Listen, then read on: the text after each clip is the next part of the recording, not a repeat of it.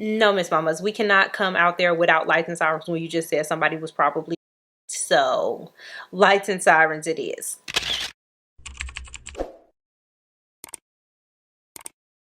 Hey y'all, welcome and or welcome back to my channel. My name is Janae, if you didn't know, and today's video is another true crime episode. So if you're ready, let's go. Alright y'all, so let's just jump right into today's case. And today we are in the state of Georgia with a man named George Young III. And he was born in Brooklyn, New York on July 24th, 1974. And at some point during his childhood, he moved to South Carolina, where he would go on to graduate from Conway High School in 1992. And just about 3 years after he graduated in 1995, he would marry a woman named Tia. And together they would have 3 sons named Dylan, Destin, and Desmond.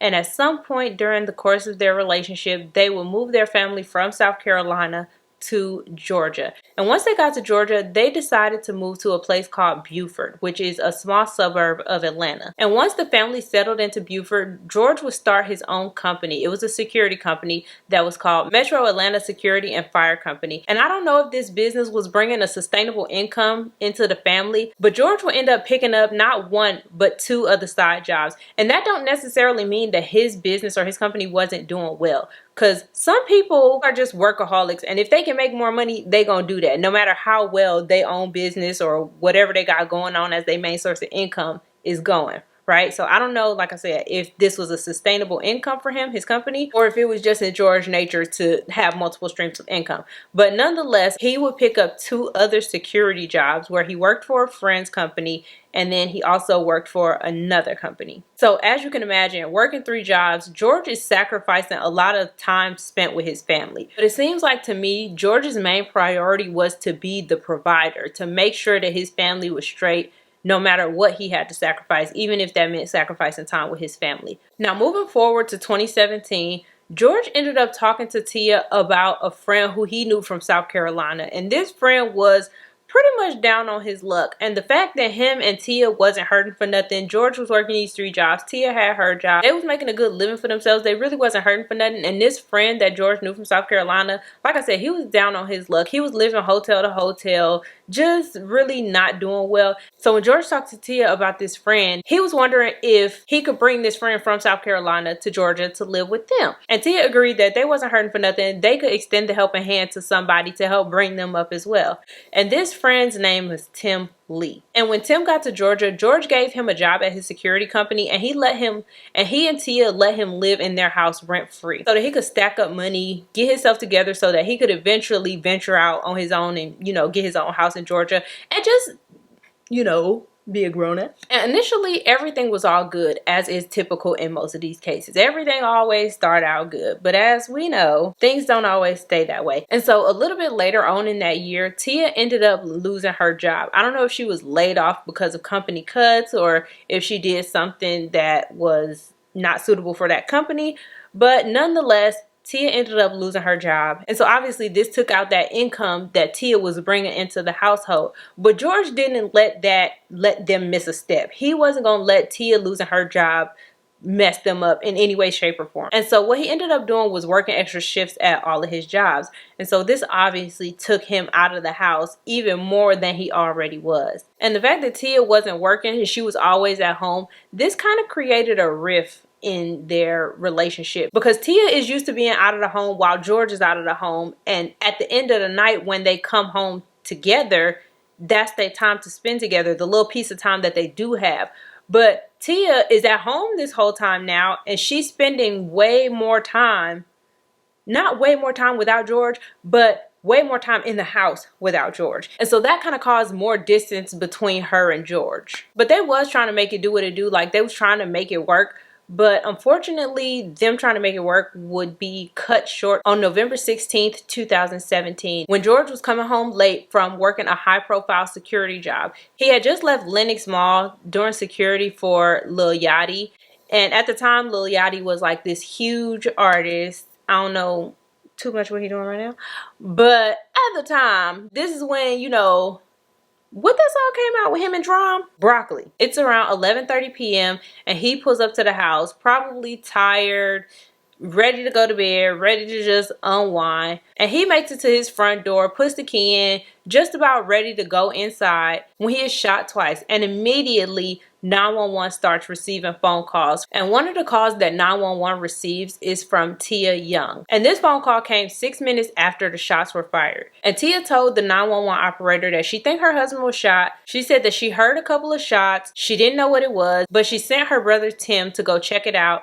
And when Tim came back in the house, he said that it was George, but she was too scared to go out on the porch to look and see or confirm, so she just called 911. So the dispatcher is taking in all of this information, and they telling her that they about to get the police out there right away. But Tia tells them, like, look, get them here as fast as you can, but please don't send them with lights and sirens because my kids are asleep and I do not want to wake them.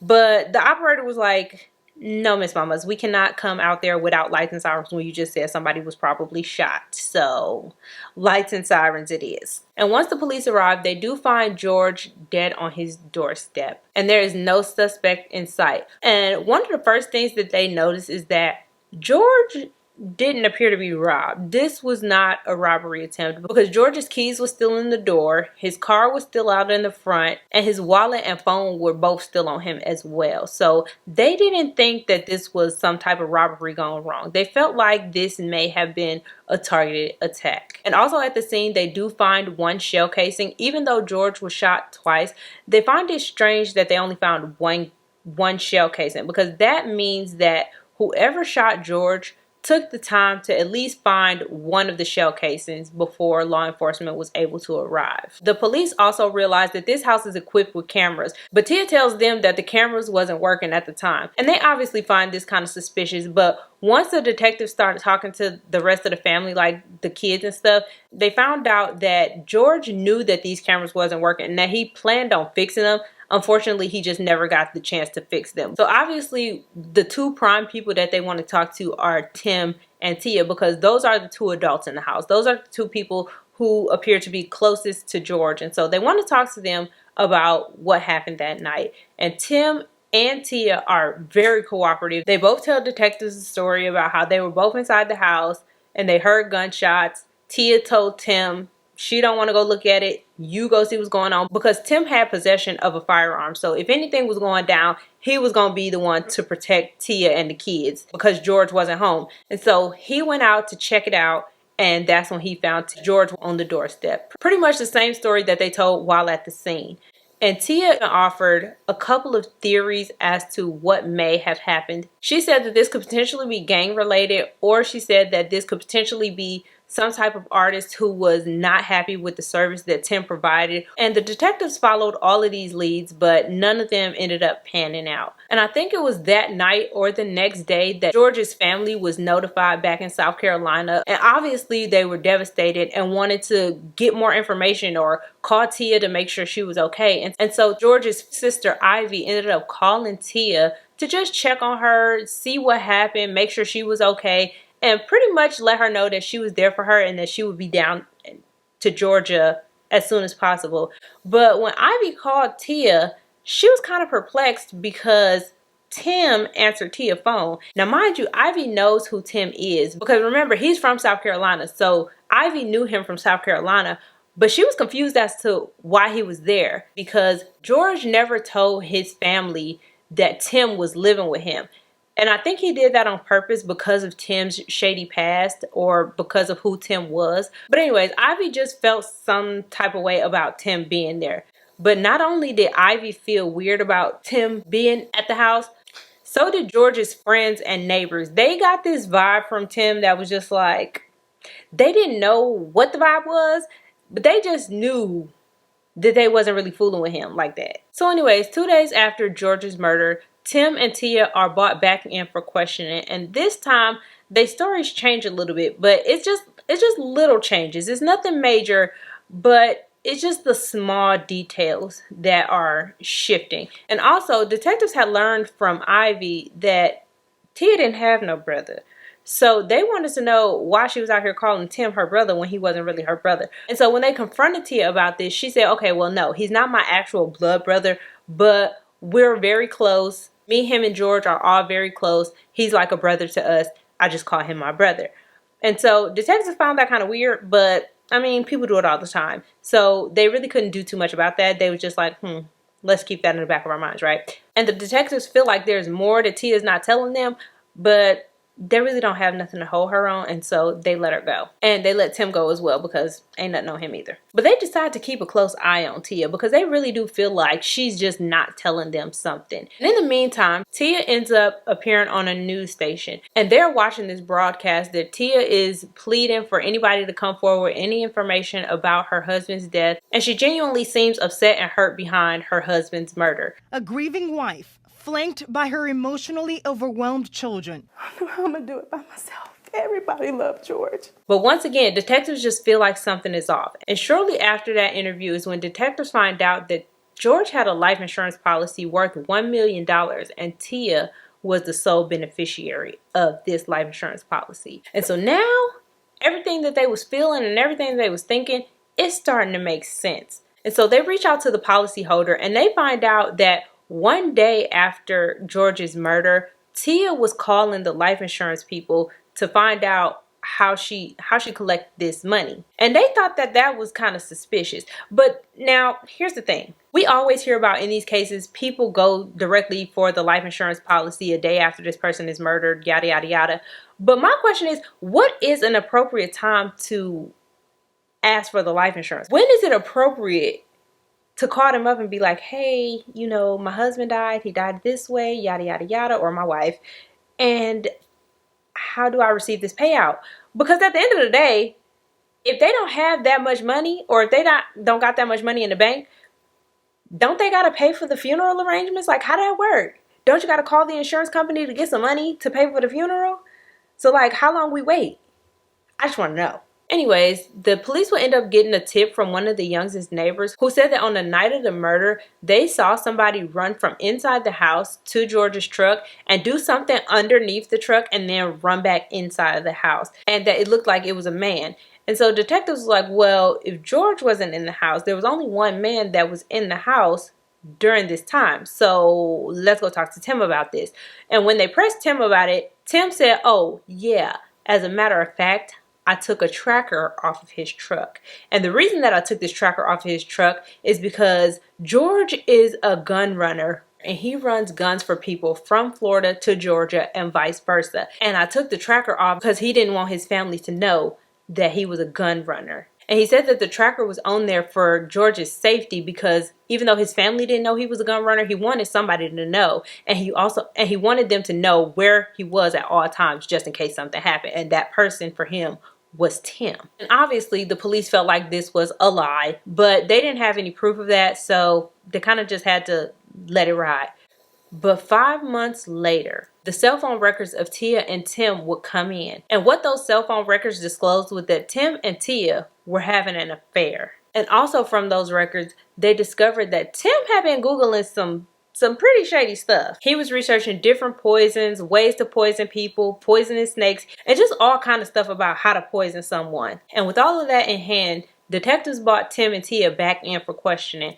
And Tia actually admitted about the affair, and she said she ain't say nothing about it because, you know, she didn't want to be embarrassed. So with all of this information coupled with the tips, the evidence, and family and friends feeling like Tia and Tim might have had something to do with it from the beginning, the two of them were arrested and charged with murder in April of 2018. And the trials will start in March of 2019. And if I'm not mistaken, the two of them had a joint trial. And the prosecution pretty much said that the tracker was on George's car so that Tim and Tia could know exactly where he was at all times and when he was going to get home so that the two of them wouldn't get caught sneaking and creeping. And they said that, and they also said that they used that tracker on the night of George's murder to know exactly when he would be arriving home. And that's how Tim knew exactly when he would be arriving home so that he could come outside and shoot him. And they said that the motive for this murder was obviously money and for Tim and Tia to be able to be together with the money from George's life insurance. And then in April of 2019, Tim and Tia were both found guilty of first-degree murder. And Tia was sentenced to life with the possibility of parole. And then Tim was sentenced to life without the possibility of parole. And I don't know what Tia's parole period is. I can't remember. I think she'll be eligible for parole in like 2058, maybe? I might be wrong about that. Don't quote me on that. But yeah, y'all, that does conclude today's case. Thank you all so very much for watching. Don't forget to like, comment, and subscribe if you like this type of content. And I will see you all in the next one. This ain't that good. This one that I got this week. Hey, now one of them good. But guess what? I'm gonna drink it. Hey y'all, welcome and or welcome back to my channel. My name is Janae, if you didn't know, and today's video is another missing, no it's not. And once they settled into, excuse me, oh trifling. And I don't know if this business was bringing George in and so when George talked to Tia, they talked about, what they talk about? And this phone call comes 6 minutes after the phone call, what? But once again, detectives just feel like something is off. And that's when they discover that Tia was sentenced to life with the possibility of parole after, I don't even know how long.